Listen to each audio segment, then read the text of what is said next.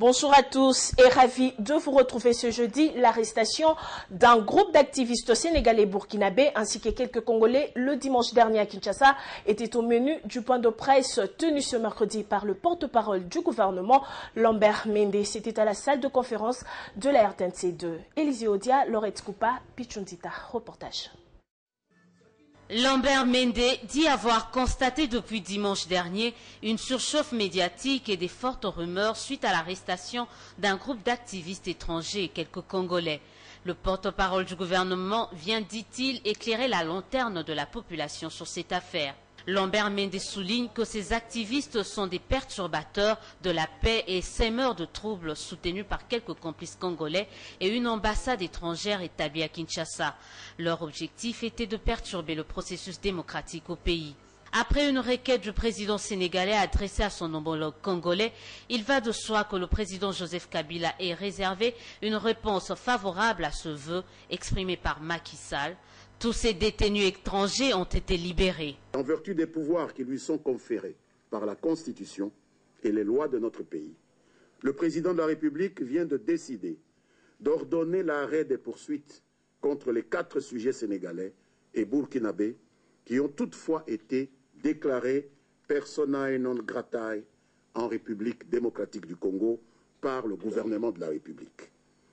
Ils sont donc maintenant occupés avec nos forces de sécurité à préparer leur expulsion du territoire de la République démocratique du Congo par le premier moyen possible vers leur pays respectif, parce que la RDC n'a aucun besoin de fauteurs de troubles.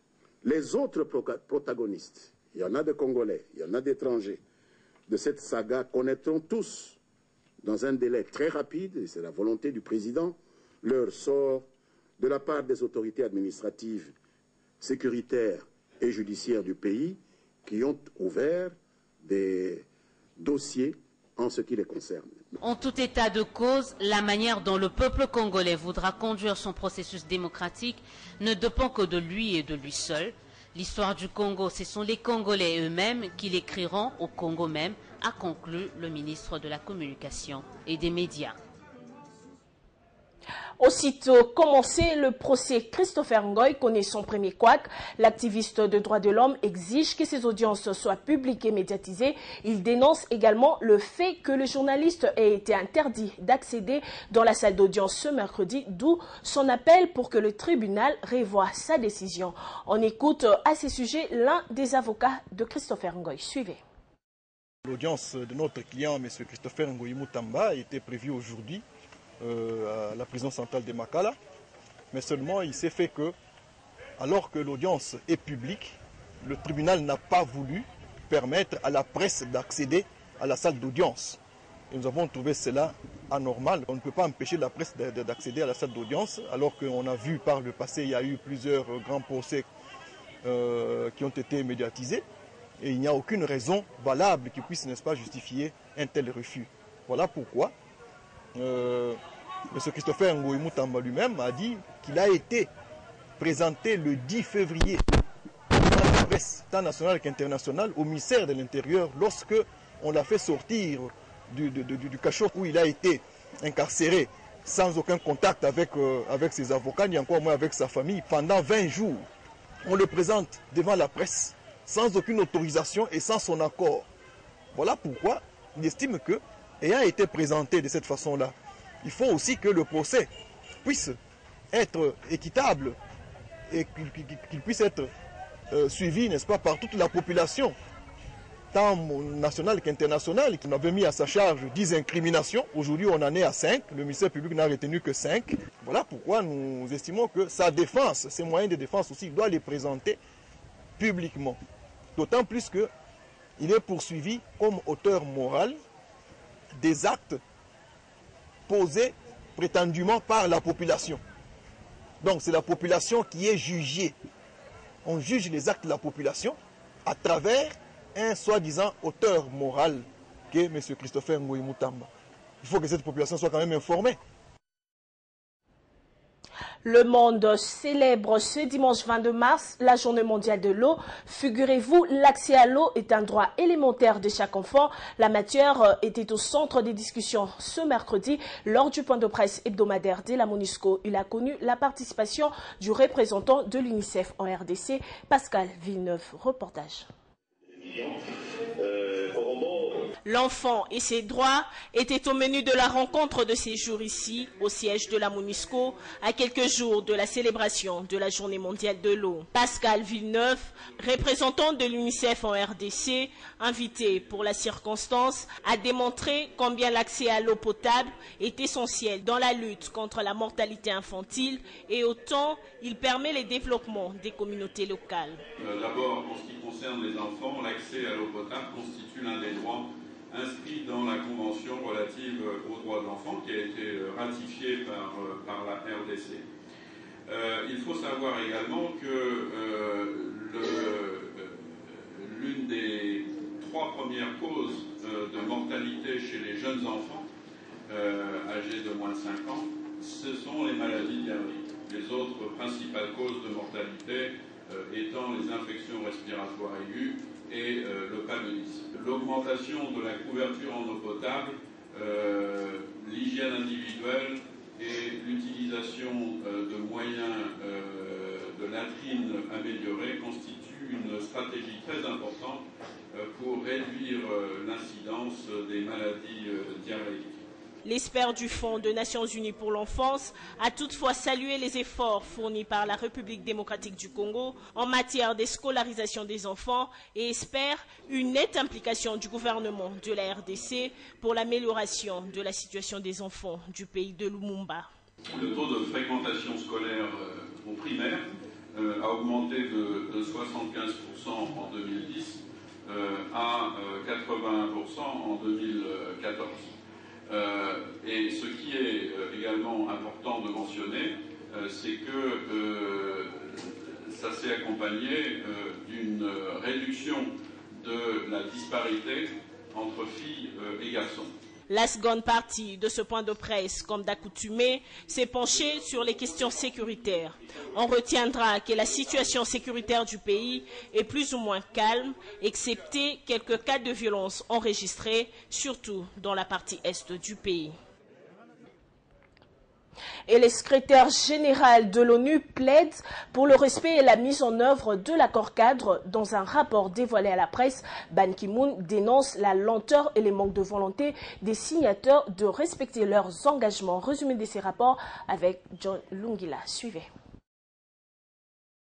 L'accord cadre pour la paix, la sécurité et la coopération d'Addis Abeba offre à la RDC et ses voisins, rappelle ces rapports, l'occasion exceptionnelle de stabiliser la région et d'améliorer les conditions de vie et les moyens de subsistance de simples citoyens. 2 ans après sa signature, le Conseil de sécurité constate avec préoccupation que la région vacille entre paix et instabilité cyclique suite à la méfiance persistante entre les signataires de cet accord, attitude qui, selon ces rapports, compromet toutes les chances de réussite et fait obstacle à la mise en œuvre du dit accord. Au chapitre des droits de l'homme, le Conseil de sécurité condamne l'attitude complaisante des États de la région face aux individus accusés d'actes de violence et dont certains font l'objet de sanctions décrétées par l'ONU. Le cas de la RDC, où les hauts responsables de FDLR, M23 et même de FRDC restent en liberté, pourtant auteurs de crimes et infractions graves. Ban Ki-moon déplore également la lenteur des États pour la neutralisation des groupes armés. Il invite à ces sujets ces derniers d'engager un dialogue afin de créer un climat de confiance. Enfin, Ban Ki-moon tire une sonnette d'alarme sur le risque d'éclatement des violences pendant les élections qui vont se tenir dans plusieurs pays de la sous-région. Il s'engage à tout mettre en œuvre pour empêcher toute violence électorale. Autre chose dans l'actualité, le gouvernement Matata II a totalisé ce mercredi 18 mars ses 100 premiers jours depuis son investiture. Le Premier ministre avait pour ce faire réitéré son engagement à réaliser des actions concrètes à impact visible dans différents secteurs de base, chose que les Quinois interrogés trouvent incertain. Quant à leur réalisation, les avis divergent les uns des autres. Suivez. Le gouvernement Matatabis, à la tête de l'exécutif national, est loin de convaincre le commun des Quinois qui trouve généralement que sa précédente équipe gouvernementale est égale à l'actuelle. Car au terme de 100 jours de son action, rien n'a évolué quant à son bilan. Personnellement, je ne vois pas une différence que je peux vraiment épingler. Je ne vois rien. Tout reste comme par le passé. Je ne peux pas donner un bilan positif et un bilan non. Le bilan reste celui qui a été donné par, qui a eu autrefois. Bien sûr, ils sont encore au début là. Jusque-là, on n'a pas encore rien vu. On n'a encore rien vu de spécial. Nous prions que, avec le reste de temps qui reste, je ne sais pas s'ils seront à mesure au moins. Le gouvernement de cohésion nationale est purement politique, en croire ce monsieur. Une situation qui ne permettra pas au pays d'atteindre les objectifs du millénaire, a-t-il souligné. C'est un gouvernement purement politique. Je ne pense pas qu'il a des ambitions de faire avancer le pays sur le plan économique. C'est plus l'aspect politique qui prime que toute autre chose. Des attributions de chaque ministère ou des objectifs à atteindre par chaque ministère, je n'en vois pas. Pour améliorer les choses, la population invite à cet effet les parlements à faire le suivi dans l'exécution des dépenses publiques pour qu'elles servent à répondre aux attentes et besoins du peuple. Félix Bossekota a adhéré au mouvement social pour le renouveau. Cet acteur politique a également déversé toute sa base afin de gonfler les rangs du MSR. Il a adhéré avec 4 autres personnes, parmi lesquelles les professeurs d'université et chefs des travaux. La cérémonie d'adhésion s'est déroulée au siège même du MSR dans la commune de Kitambo. Un reportage des Olgangiana. Suivez.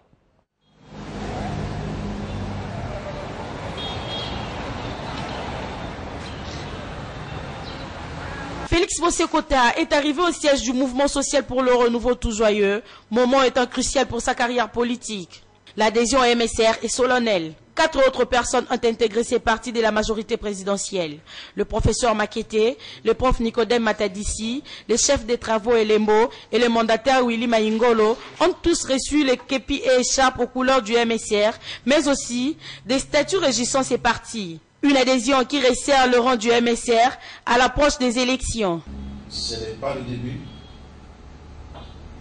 ce n'est pas la fin. La série des adhésions continue parce que nous avons une très longue liste qui comprend des noms de plusieurs et diverses personnalités qui ont accepté d'approcher le mouvement social pour le renouveau pour en devenir membres. Le MSR tire ses origines de la société civile, des mouvements associatifs et des églises. Ses idéaux lui donnent la fidélité au peuple congolais. Voilà la principale motivation de nouveaux adhérents. Je viens de la société civile. Je suis branché dans la société civile. Je crois que c'est la base. C'est le fait que le MSR a une base réelle. Son histoire, ses racines, c'est la racine réelle de la société civile. Félix Bossekota est heureux de faire partie du MSR. J'ai dit à tous mes frères de venir, de me suivre. Et je termine par ici. Je vais arriver jusqu'à la fin. J'ai une seule petite que je dois passer du retour. Je m'arrête pas ici. Au coup, toute sa base politique est déversée au MSR.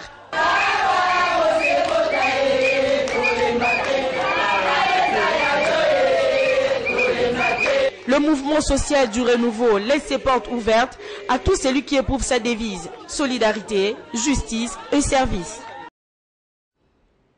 Mesdames, Messieurs, merci d'avoir été des nôtres. Ce journal est terminé. Bonne suite de nos programmes. Au revoir.